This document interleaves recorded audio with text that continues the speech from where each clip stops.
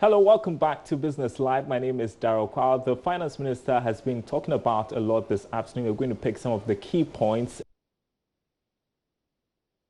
And he says government will need over 6 billion Ghana cedis to show up its expenditure before the end of the year. He said this when he presented the supplementary budget to Parliament a while ago. Revisions to the 2019 fiscal framework, the 2019 appropriation of 78,771,833,602.12 cedis that was approved by this August House in November 2018 will not be adequate to cater for the additional program needs, which would increase the total appropriation to 85,142,189,527.4 cedis. Government is therefore requesting honorable members to consider and approve an amount of 6,370,355,925.82 million cedis as supplementary estimates to the original appropriation of 78,771,833,602.12 million to bring the revised total appropriation for the 2019 fiscal year to 85.1 billion Ghana cedis. Mr. Speaker, consistent with Article 179(8) of the Constitution, the request for a supplementary estimate is necessitated by additional precautionary expenditures in response to regional security developments and the amortization of contingent liabilities associated with take-or-pay contracts in the energy sector which have crystallized. Luxury vehicles levy. He says that he's going to withdraw it. It was introduced in 2018 to raise revenue. At the presentation this afternoon, he said the government has noticed suggestions from the general public and will withdraw the implementation of the tax. They listen to us as a businessman. So what does it mean for car dealers like yourself? Now that the luxury tax vehicle has been withdrawn, what does it mean to you as a car dealer? Oh, because what we are fighting for is that our business are collapsing.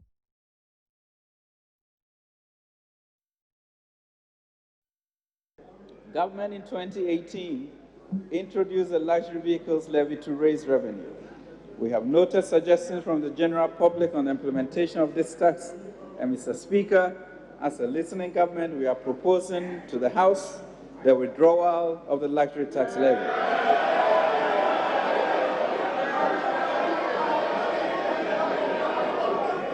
We will,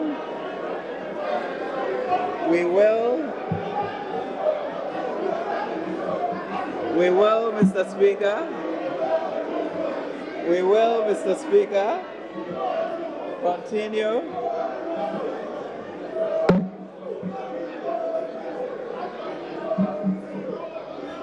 We will, Mr. Speaker, continue to improve compliance, expand the tax nets, and explore other innovative sources of raising revenue. That took a lot of people by surprise. You know, there were indications before that that levy would not be scrapped. But just like you heard the finance minister say, it is going to be withdrawn. Now, my colleague Charles Aite has been interacting with some car dealers in Accra. They listen to us as a businessman. So what does it mean for car dealers like yourself? Now that the luxury tax vehicle has been withdrawn, what does it mean to you as a car dealer? Oh, because what we are fighting for is that our business are collapsing. So far as this luxury tax has been waived, I think business will grow. Business will boom up. So as I'm saying now, 17th is my birthday, but I couldn't celebrate it because I'm waiting for this thing should be happening before I can celebrate my birthday with excellence in Anadu. Because I know he has given me my birthday happiness today. So I know from now, business will grow, business will boom. So what's the next way forward for car dealers, generally? Oh, the forward we are expecting is that we are telling our customers that so far as the business is been outdoor, now so far as these things has been opened up now, they should come. We are there for them. If this comes as good news, especially to car dealers in this very space, of which we have one with us to share with us his reaction. So thank you very much, sir, for your time with us. You sat back, you watched, you listened. What's your reaction? Okay, after so many demonstrations, but I hope now we are all happy that the government is a listening government. So most of our cars, our big cars that are stand almost about 7 months to 8 months. Now I think they will come and buy most of them. 7 months to 8 months. It means you've lost a lot of revenue. Yeah, it's true. We lost a lot of revenue, but now that they have lifted the ban, I think everything will be okay for us. Speaking of everything being okay, what does it mean? Does it mean you're going to get more money, you're going to get more clients, you're going to reduce the prices? What does everything is okay mean? No, not that we are going to reduce the prices, but once the tax is no more there, I think they can come and buy most of the big cars from us. Beyond this, there are also existing issues regarding the industry, automobile industry. We're going to be having the establishment of automobile plants by big brands. People feel that car dealers like yourself are going to be kicked out of the business. For the new car that they are bringing in, from our side, I don't think it will help we car dealers. Because most of the Ghanaians, I can even say most of the Ghanaians, they prefer the home use car than even the new cars. Because the new cars is still expensive. But the home use cars, somebody can buy a home use car maybe for 4,000 or 20,000 Ghana cedis or 25,000 Ghana cedis for all these small Ubers. So if this new cars is available now, I think it's going to be difficult for us.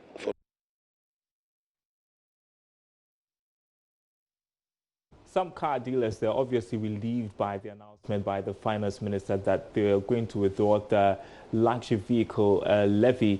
Well, the finance minister has been heavy on the energy sector too. He says two main issues confronting the energy sector, including excess electricity generation brought about as a result of several agreements signed with independent power producers at exorbitant prices, will be reviewed. He also noted that some take-or-pay gas agreements will be reviewed. Take a listen. We are facing serious challenges in the energy sector that, Mr. Speaker, pose grave financial risk to the whole economy. At the heart of these challenges, Mr. Speaker, are the obnoxious take-or-pay contracts signed by the NDC, which obligate us to pay for capacity we do not need. We must urgently, Mr. Speaker, address these challenges to protect the hard-earned economic gains we have made in the past 2.5 years and continue with our economic growth and job agenda to improve the lives of Ghanaians. To be specific, Mr. Speaker, the two main issues confronting the sector are, firstly, the excess electricity generation which was procured during the NDC regime from independent power producers, including emergency power producers, at exorbitant prices under flawed take-or-pay contracts. Currently, according to the Energy Commission, the country has installed power generation capacity of 5,083 megawatts, dependable capacity of 4,593 megawatts, and peak demand, Mr. Speaker, of around 2,700 megawatts. So, Mr. Speaker, our installed capacity is almost double our peak demand. Notably, 2,300 megawatts of the installed capacity has been contracted on a take-or-pay basis. On average, Mr. Speaker, less than 40% of the contracted take-or-pay capacity is actually used, meaning that we are basically throwing away money by paying for the remaining 60% of excess capacity which we do not actually consume.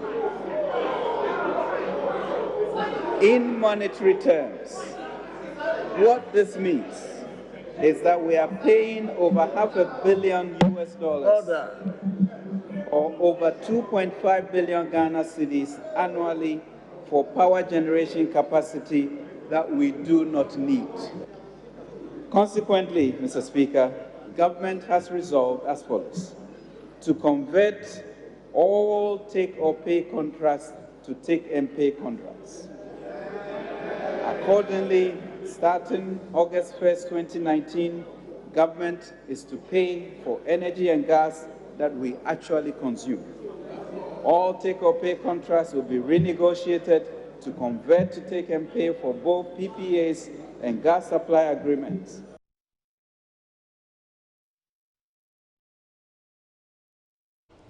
All right, so joining us on the line is energy expert Ishmael Ejekum-Hene to make sense of all the finance minister has been saying. Thanks for your time tonight. In his first line, the finance minister talked about the fact that Doomsaw is history. Do you get the same feeling? Based purely on the available generation capacity vis-a-vis our total demand, that should be the case. But we have to ensure that that happens, because the generators will remain generators until they are provided with the needed fuel and all that. But based purely on the generation available, installed capacity, plans that are available to be dispatched at every point in time, we should not experience it. Quite a number of measures to deal with the current energy sector crisis. One of them being reviewing the contract or arrangements with the IPPs. Your take on that? Well, the contract negotiations, I believe, they've been ongoing. To renegotiate a contract that has been ratified by the parliament means that you need to have the other side should be willing to come to the table. If they are coming to the table, and like the minister is saying, the government is going to be able to get all the contracts renegotiated from take or pay to take and pay, then that will be massive. But I don't know what we'll have to give in return for that, because these IPPs, they have valid contracts that are enforceable. So they must be willing to come to the table, and something would have to give. But if we're able to convert all those power purchase agreements from take or pay to take and pay, that will be massive. How easily can that be worked out, really? Okay, so again, for the minister to come to Parliament to say that they're going to convert all of them, I think he was quite categorical. It presupposes that maybe they've had preliminary discussions with the IPPs and they are willing to talk. Because like I said earlier on, these guys have valid contracts and they can decide not to mind you if they decide not to play ball. But for the government to say that, the Minister of Finance to say that we are going to renegotiate all of them, presupposes that they are willing to talk. If they are willing to talk, then again, even if they agree to sign up to that, revise the agreements to become take and pay, I believe they will have to get something in return. That is what we don't know for now. What would they be willing to, what will be their terms of renegotiation? Are they going to request for extended durations of the contract in lieu of that? Or, let's wait for them to tell us exactly the terms and conditions at which these contracts are going to be renegotiated. But the truth of the matter is that if they're able to do that, every Ghanaian should be very, very happy. We no longer saddle with take or pay contract, but if they're able to change it from take or pay to take and pay, that would be huge. And bearing in mind that we could potentially get ourselves into a situation of judgment debts. But I want to also find out from you, having listened to the finance minister and the measures that he rolled out to deal with the challenges in the energy sector, do you think that we are headed in the right direction in terms of fixing our problems right now? I guess most of the measures are not new. For example, if we need more money to be able to get into the ESLA to pay these things, most of them are existing policies, and probably they're going to ask, or they're looking for more money. But Daryl, the truth of the matter is that the idle capacity and the excess capacity in the power sector is a big problem. It's a very big problem that if this take and pay thing works, that will be a very, very major step in the right direction. But not until these renegotiations are done and they are presented before Parliament, every passing day, those plants, we will have to pay one fee or the other, especially in terms of the capacity charges, because these are contractual. And like the finance minister told us, we are projecting that in 2019 alone, we'll have to pay close to about $2.5 billion for power that we are not using. That's serious. So I think we should all hope that the renegotiation is actually successful so that we move from being required to pay for those plants, whether or not we start them or not. But beyond that, even if we get that done, we still need to clear some arrears, which has accumulated as a result of the fact that those plants are not being run, but there are contractual obligations to be fulfilled. Beyond putting taxes on petroleum products, we would have required to find a way of recovering some of the excess capacity from the tariffs, electricity tariffs, but that is not the case as it is now.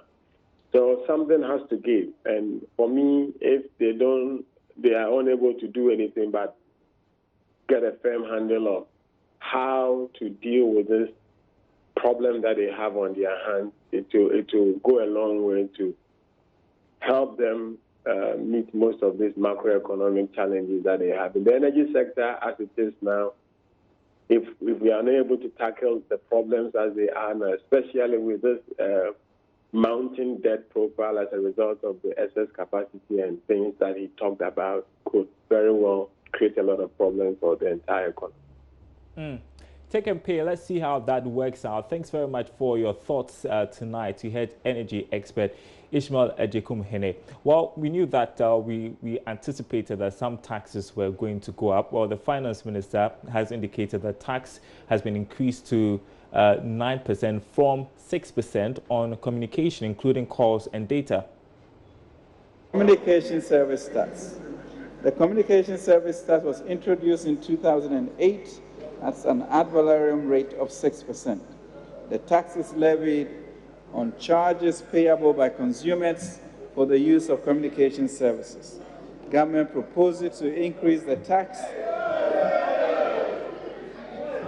Government proposes to increase the tax to 9% to develop the foundation for the creation of a viable technology ecosystem in the country from 6%. This will comprise, among others, putting in systems to identify and combat cybercrime, protect users of information technology, and combat money laundering and other financial crimes. The increase will not be earmarked, however.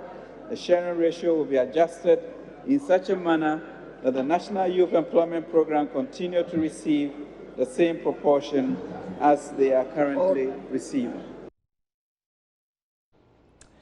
Well, the Ghana Chamber of Telecommunications has warned that the increase in the communication tax is likely to cause a decline in revenue from the telecommunications sector. Chief Executive of Chamber, Ken Ashibe, joins us via the phone with some reaction to this. Obviously, you're not excited about this news, are you? Well, no.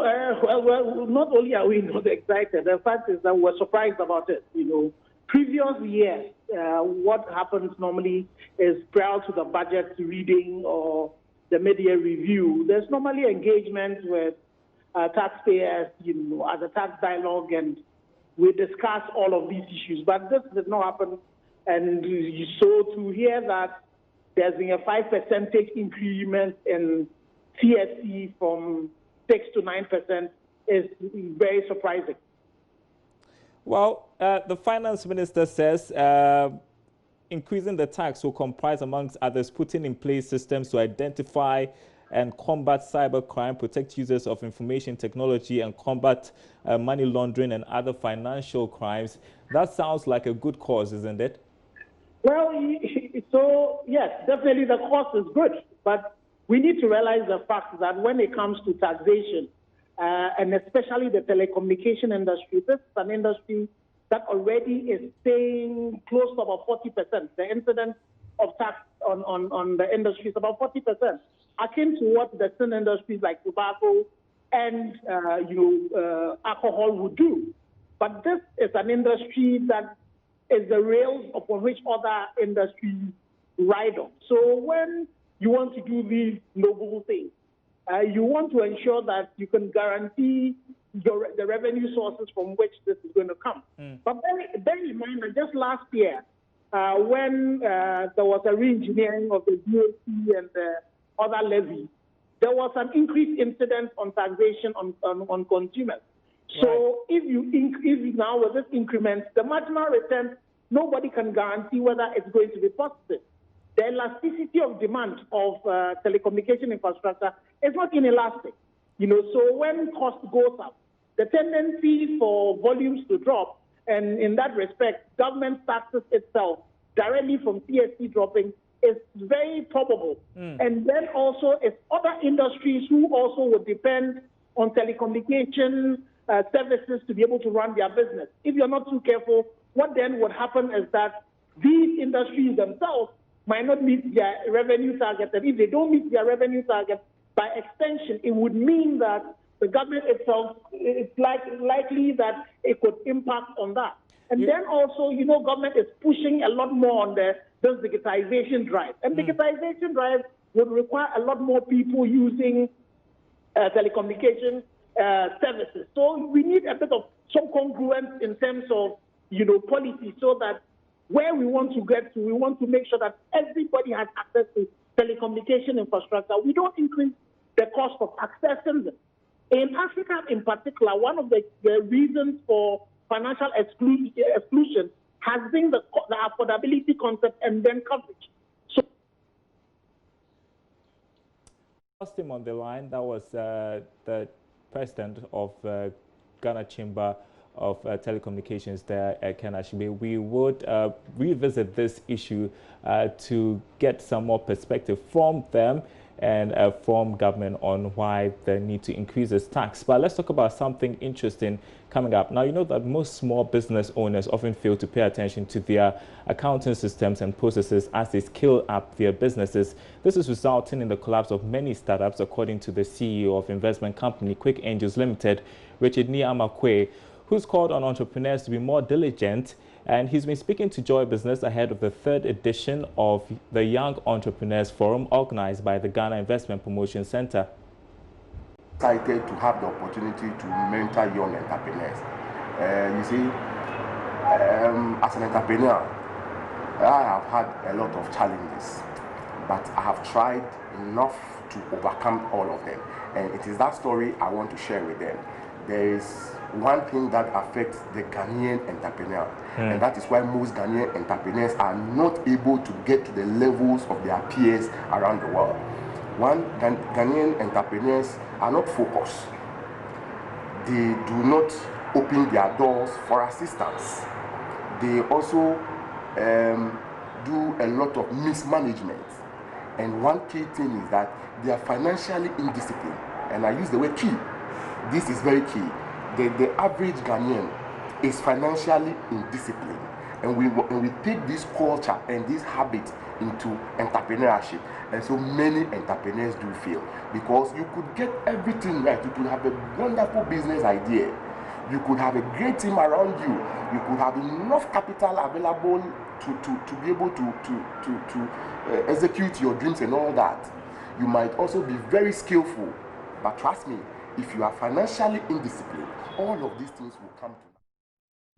All right, so speaking to us ahead of the Young Entrepreneurs Forum organized by the GIPC, Joy Business's media partner, bringing you more from there Tuesday and Wednesday.